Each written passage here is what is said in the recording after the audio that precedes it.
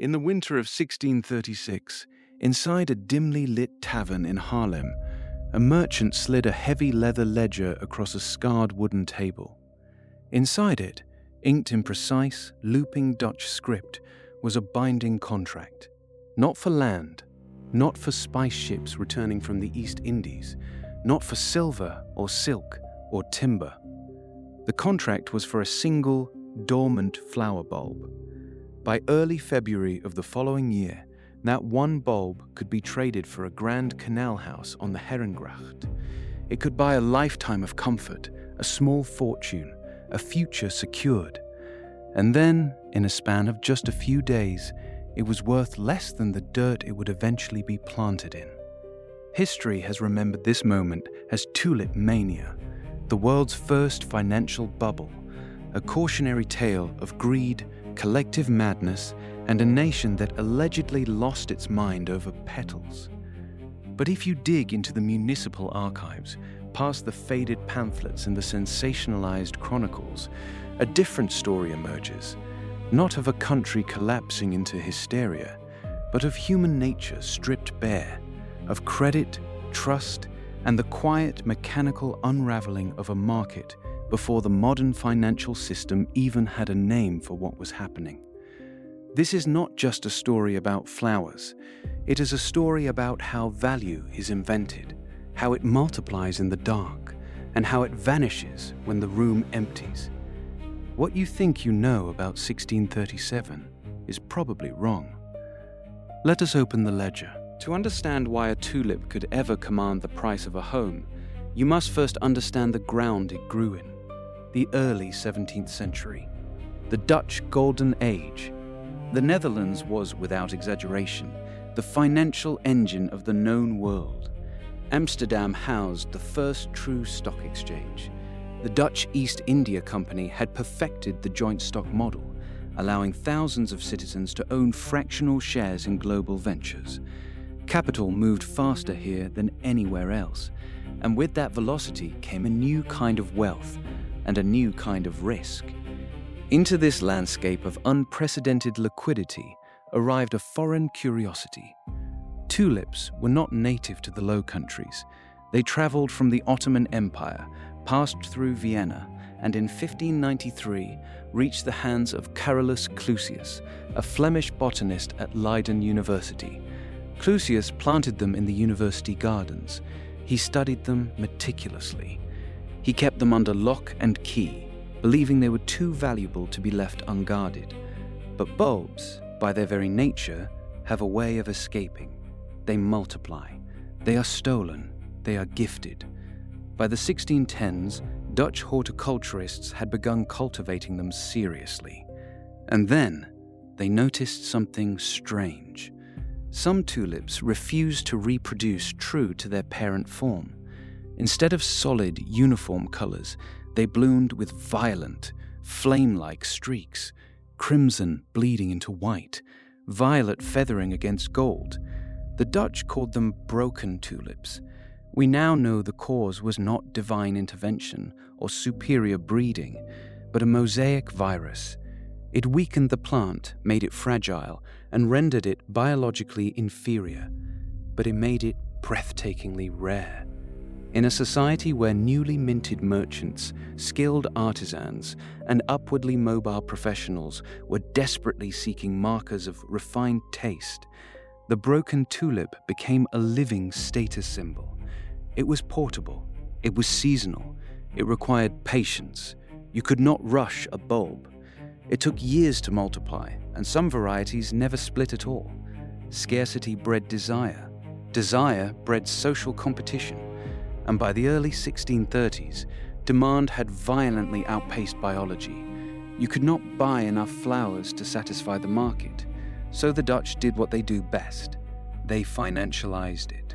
They stopped buying actual bulbs and started buying promises, contracts, futures.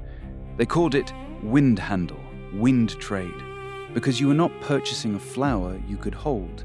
You were purchasing a piece of paper representing a bulb that was still in the ground, to be delivered months later and resold to someone else before it ever changed hands. There was no central exchange, no regulatory body, just notaries, tavern keepers, and a shared, unspoken belief that the price tomorrow would always be higher than the price today. The timeline of the ascent is precise, and it reads like a modern market chart before the crash. By 1634, tulip trading had moved beyond wealthy botanists and aristocratic collectors. It had seeped into the middle class. Silk weavers, bricklayers, ship carpenters, and minor merchants began participating. They met in taverns across Haarlem, Amsterdam, Alkmaar, and Leiden. They drank, they negotiated, they signed contracts on the backs of receipts, and they paid small deposits to secure future bulbs. November 1636 marks the acceleration. Prices, already climbing steadily, begin to compound. A single bulb of the highly prized Admiral van der Eyck variety trades for 1,200 guilders. To put that in perspective, a master carpenter in the Dutch Republic earned roughly 250 to 300 guilders in an entire year. One bulb, 4 years of skilled labor. And the market is not slowing down, it is leveraging itself. Buyers use their existing contracts as collateral to purchase more contracts. The chain grows longer. A single bulb might be sold 6 or 7 times before it is ever dug from the earth. Each transaction adds a layer of paper value, completely detached from the physical asset. December 1636. The trading intensifies. City authorities attempt to step in, issuing mild warnings and proposing regulations. They are largely ignored. The social proof is too strong. When your neighbor trades a single Gouda bulb for a silver tankard and a bed, you do not walk away. You lean in. The narrative solidifies. Tulips are no longer just flowers. They are currency. They are appreciation. They are the future. January 1637. The Semper Augustus becomes legend. Only a handful are known to exist. Contemporary records and later scholarly reconstructions suggest contracts for a single Semper Augustus bulb reached 10,000 guilders. In today's terms, adjusted for purchasing power and labor value, that is roughly equivalent to the price of a luxury Amsterdam townhouse. 10,000 guilders for one root. Not a bouquet, not a field, one. This is the peak of the wind trade. The air in the taverns is thick with smoke, cheap wine, and unshakable certainty. No one questions the mechanism. Why would they? The system has worked for months. Contracts are honored, deposits are paid. The next buyer always appears. The wind is blowing steadily in one direction, and in early February, the wind stops. It happens quietly at first. There is no sudden announcement, no decree from The Hague, just an auction in Haarlem of Haarmarket scheduled for February 3rd, 1637. Buyers are expected. Bidders take their seats. The lots are called, and the room stays silent. No one raises a hand. Word spreads through the tavern networks faster than any official notice. If no one buys at the auction, the contract has no market value. If the contract has no value, the person who bought it last week cannot sell it to cover their own obligations. The chain, stretched thin by months of leverage, snaps. Within 48 hours, the psychology of the market inverts. The belief that prices must rise is replaced by the certainty that they cannot fall fast enough. The collapse is not gradual, it is violent. By mid-February 1637, prices across all varieties have dropped by 80 to 90%. A Viceroy bulb that changed hands for 4,203 guilders in January is now openly offered for 450, then 300, then nothing. Buyers vanish. Sellers are left holding contracts that represent liabilities, not assets. The paper is just paper. The wind trade has become a windstorm, and it is tearing through the ledgers of hundreds of Dutch citizens. In modern financial terms, we would call this a liquidity crisis, a margin squeeze, a catastrophic failure of counterparty trust. In 1637, they called it Het grote dolheid, the great folly. The participants are not peasants or uneducated farmers, as later myths would claim. They are urban professionals, guild members, notaries and merchants, people who understand contracts, who understand risk, who made rational calculations in a market that suddenly stopped being rational. They are left staring at signatures that no longer mean what they thought they meant. You would expect riots. You would expect a collapsed republic, a ruined economy, a generation of bankrupt traders. But the Dutch Republic does not fall. It absorbs the shock.